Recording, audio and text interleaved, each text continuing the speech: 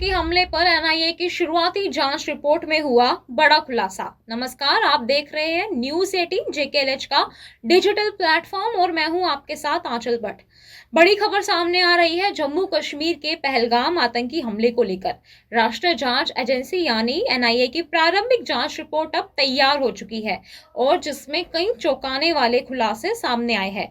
पहलगाम में हुए हमले की गूंज सिर्फ घाटी तक सीमित नहीं रही। जांच में यह स्पष्ट हुआ है कि यह हमला किसी अकेले आतंकी का नहीं बल्कि एक संगठित अंतर्राष्ट्रीय आतंकी साजिश का हिस्सा था। रिपोर्ट में पाकिस्तान के आतंकी संगठन लश्कर-ए-तैयबा, वहां की खुफिया एजेंसी आईएसआई और यहां तक कि पाकिस्तानी सेना की मिलीभगत के पक्के सबूत सामने आए हैं। एनआईए की टीम ने घटनास्थल का गहराई से विश्लेषण किया। करीब 150 से अधिक लोगों के बयान रिकॉर्ड पे दर्ज किए गए। हमले के लिए 3D मैपिंग और क्राइम सीन रिक्रिएशन किया गया ताकि हर एक सेकंड का स्थिति का विश्लेषण किया जा सके। रिपोर्ट में बताया गया है कि हमलावर पाकिस्तान अधिकृत कश्मीर यानी पीओके में बैठे अपने हैंडलर्स के संपर्क में थे। हमले से पहले और बाद की उनकी कॉल डिटेल्स, चैट्स और मूवमेंट पैटर्न्स को जांच में शामिल किया गया है। एनआईए की टीम को इस हमले की प्लानिंग में ओजीडब्ल्यू की भूमिका सबसे अहम नजर आ रही है। ये वो स्थानीय मददगार होते हैं जो आतंकियों को छिपाने का ठिकाना, रसद, जरूरी जानकारी मुहैया कराते हैं और बिना हथियार उठाए पूरा नेटवर्क को जमीन पर चलाते हैं। सूत्रों के मुताबिक जम्मू कश्मीर में इन ओजीडब्ल्यूज की पूरी लिस्ट तैयार कर ली गई है। इनके call details, financial transaction, social media connection और आतंकियों से लिंक की गहन पड़ताल जारी है। कई संदिग्धों को हिरासत में लिया गया है और आने वाले दिनों में प्रशासनिक और कानूनी कार्रवाई तेज की जाएगी। रिपोर्ट में यह भी बताया गया है कि किस तरह आतंकी साजिश सिर्फ सीमा पार से नहीं आती बल्कि भारत के अंदर छिपे चेहरे यानी ओजीडब्ल्यूज, ओवरग्राउंड वर्कर्स और कट्टरपंथी नेटवर्क इसे अंजाम देते हैं। यही वजह है कि अब केंद्र सरकार ओजीडब्ल्यू नेटवर्क पर शिकंजा कसने के लिए एनआईए और स्थानीय एजेंसियों को खुली छूट दे रही है। ये रिपोर्ट एनआईए के डीजी के नेतृत्व में तैयार कर ली गई है। एनआईए डीजी सदानंद वसंत कल बेसरन घाटी पहुंचे थे, जहां उन्होंने करीब 3 घंटे तक मौके वारदात पर सुरक्षा का जायजा लिया और इस रिपोर्ट को अब गृह मंत्रालय को सौंपा जाएगा। इसके आधार पर आने वाले हफ्तों में कई गिरफ्तारियां और बड़े एक्शन देखने को मिल सकते हैं। तो अब एक बात तो साफ है, ये भारत अब पुराना भारत नहीं है, ये नया भारत है जो आतंक के खिलाफ सिर्फ बयान नहीं देता, एक्शन भी करता है। कभी सर्जिकल स्ट्राइक तो कभी एयर स्ट्राइक और अब आंतरिक नेटवर्क पर सीधा वार।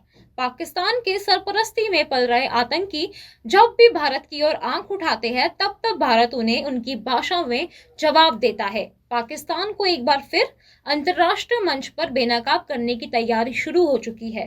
पाकिस्तान अब दुनिया के सामने बेहद शर्मनाक तरीके से बेनकाब हुआ है। पहलगाम आतंकी हमले के बाद अंतर्राष्ट्रीय मंच पर पाकिस्तान का असली चेहरा सामने आया है। दुनिया भर में पाकिस्तान को अब एक बार फिर आतंकी को शरण देने वाले के देश में के रूप में जाना जाएगा और देश के भीतर जो कोई भी आतंक का साथ देगा, समर्थन करेगा, उसके खिलाफ चलेगा कानून का बुलडोजर।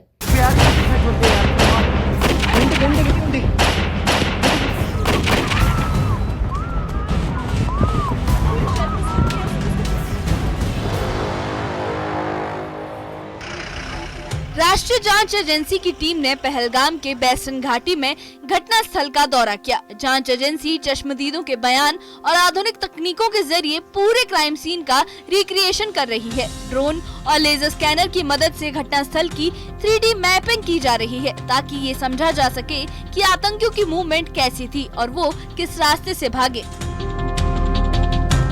22 अप्रैल को पहलगाम टेरर अटैक, बाइसरन वैली की हम बात कर रहे हैं। ये बाइसरन वैली यहाँ से 6 किलोमीटर की दूरी पर वाक़ा ये पहाड़ी रेंज, और ऐसे में जो सेना है वो कहीं न कहीं उनका मनोबल ऊंचा, और ऐसे में सेना गश्त करती हुई नजर आ रही है। इस पूरी पहाड़ी रेंज को जो है सिक्योरिटी फोर्सेज ने अपनी तहवील में लिया है। आप ये देख सकते हैं सीआरपीएफ जो है वो कमर बस्ता, और बिल्कुल इस पूरे इलाके को जो है अभी अपनी तहवील में लिया है सिक्योरिटी फोर्सेज ने। और यहां से 6 किलोमीटर की दूरी पर बैसरन वाक़ा है। और अगर हम बात करें एनआईए की, तो एनआईए ने अपनी जांच जो है वो शुरू कर दी है कुछ दिन पहले ही, और हम आपको बताया कि इस वक्त एनआईए की टीम जो है बाइसरन वैली पहुंची है और पूछताछ अभी जारी है, इन्वेस्टिगेशन जो है वो जारी है। और ऐसे में कुछ दिनों से हमने देखा कि कुछ लोगों को जो है पूछताछ के लिए बुलाया गया है और ऐसे में यहां से अगर हम बात करें, यहां से आगे जाने की अनुमति नहीं है। यहां जो अभी जांच पड़ताल चल रही है नेशनल इन्वेस्टिगेटिंग एजेंसी की तरफ से, वो अभी भी जारी है। और अभी कुछ देर पहले जो खबरों में आया है और सुनने में आया है, जराये के मुताबिक जो है एनआईए की टीम जो है वो बायसरन वैली पहुंची है और अगेन जो है वहां पे जो तहकीकात है वो कर रही है। घटनास्थल की डिजिटल मैपिंग के जरिए एक वर्चुअल मॉडल तैयार किया जा रहा है जो जांच में अहम भूमिका निभाएगा। एनआईए को एक स्थानीय फोटोग्राफर द्वारा हमले का वीडियो भी मिला है जिसे उसने एक पेड़ पर चढ़कर रिकॉर्ड किया था। घटनास्थल से खाली कारतूस, हथियारों के अवशेष भी बरामद किए गए हैं जिन्हें फोरेंसिक लैब भेजा गया है। प्रारंभिक जांच में AK-47 और M4 कार्बाइन जैसे आधुनिक हथियारों के इस्तेमाल की पुष्टि हुई है। जांच एजेंसी ने अब तक 100 से अधिक चश्मदीदों से पूछताछ की है। एक सेना के लेफ्टिनेंट कर्नल ने भी जांच टीम को बयान दिया है जिसमें उन्होंने हमले की शुरुआती हलचल और आतंकियों की पोजीशन के बारे में बताया। एक अन्य चश्मदीद ने जो हमला होते वक्त पेड़ पर छिपा था, आतंकियों की संख्या और उनकी बातचीत के बारे में अहम जानकारी दी।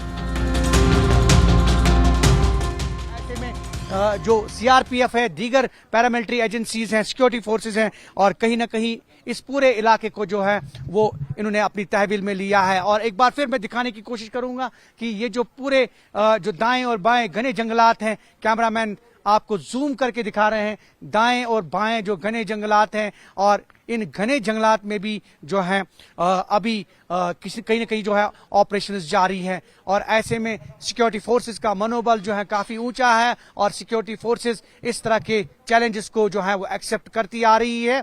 और यकीनी तौर पे हम ये कह रहे हैं कि जो सिक्योरिटी फोर्सेस हैं, जो बायसरन टेरर अटैक में मुलव्वस लोग हैं, उन टेररिस्ट्स को कहीं ना कहीं जो है जल्द से जल्द सिक्योरिटी फोर्सेस न्यूट्रलाइज करने की ताकत है। जांच में सामने आया है कि आतंकी कोकरनाग के घने जंगलों से पैदल आए थे। हमले के बाद वो घटनास्थल से एक एंड्रॉइड फोन छीन कर ले गए जिसे ट्रैक करने की कोशिश जारी है। सुरक्षा एजेंसियों को आशंका है कि आतंकी पीर पंजाल रेंज के ऊपरी इलाकों में भागे हैं। फिलहाल सेना, सीआरपीएफ और जम्मू कश्मीर पुलिस ने संयुक्त सर्च ऑपरेशन शुरू कर दिए हैं। एनआईए की जांच में ये भी सामने आया है कि हमलावर स्थानीय ओवरग्राउंड वर्कर्स के संपर्क में थे। कम से कम 10 ओवरग्राउंड वर्कर्स की भूमिका सामने आई है जो आतंकियों के रियल टाइम संपर्क में थे। अब तक 2500 से अधिक लोगों से पूछताछ की गई है और 250 से अधिक संदिग्धों को हिरासत में लिया गया है। घटनास्थल के 5 किलोमीटर के दायरे में रहने वाले सभी स्थानियों की सूची बनाई गई है। जांच के अनुसार ये हमला 22 अप्रैल की दोपहर करीब 2 बजे शुरू हुआ। आतंकियों ने सबसे पहले पर्यटकों को बंधक बनाया और उनसे जबरन कलमा पढ़वाया। इसके बाद उन्होंने सिर और सीने पर गोलियां मारी। हमला बेहद योजनाबद्ध था जिसमें 70 से अधिक राउंड फायरिंग की गई। हमलावरों ने अपने बॉडी कैमरों से पूरा हमला रिकॉर्ड किया। इस हमले की जिम्मेदारी आतंकी संगठन TRF ने ली है। एनआईए ने जिन आतंकियों की पहचान की है उनमें 3 पाकिस्तानी और एक स्थानीय आतंकी शामिल है। इनके नाम है हाशिम मूसा, अली भाई उर्फ तलहा और आदिल हुसैन ठोकर। चौथे आतंकी की तलाश जारी है। इन चारों आतंकियों पर 20 लाख रुपए का इनाम घोषित किया गया है। जानकारी के अनुसार आदिल हुसैन 2018 में पाकिस्तान गया था और लौटकर स्थानीय टूर गाइड बन गया था जिसने आतंकियों को इलाके की जानकारी दी। जांच एजेंसी को संदेह है कि इस हमले की योजना मुंबई के 26/11 जैसे हमले की तर्ज पर बनाई गई थी।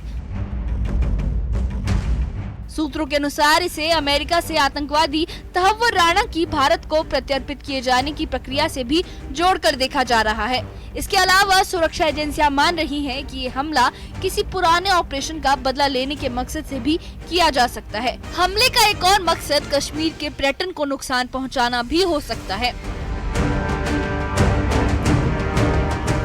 हमले के बाद केंद्र सरकार ने एनआईए को जांच सौंपी है। गृह सचिव की अगुवाई में एक उच्च स्तरीय बैठक की गई जिसमें सुरक्षा उपायों की समीक्षा की गई। पहलगाम और आसपास के इलाकों में सुरक्षा बढ़ा दी गई है। ड्रोन से निगरानी की जा रही है और कई स्थानों पर रात के समय तलाशी अभियान चलाए जा रहे हैं। सरकार ने साफ कर दिया है कि दोषियों को किसी भी हाल में बख्शा नहीं जाएगा।